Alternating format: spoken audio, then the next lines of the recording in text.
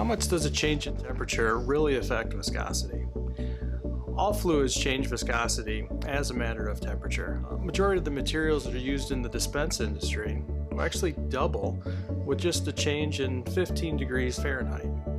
A lot of the environments that we see 30-degree swing Fahrenheit just from morning till afternoon.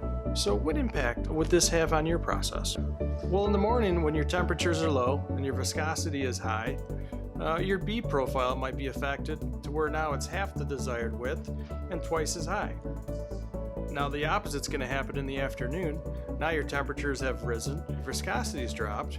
Now the material is causing it to be spread out, perhaps even splashing out onto the part, which will cause it to either need to be reworked or potentially even scrapped.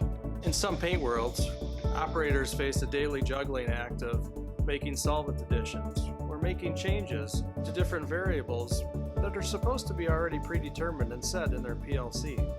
This can lead to a host of defects and inconsistent finish quality. So how much does the relationship between temperature and viscosity impact your process?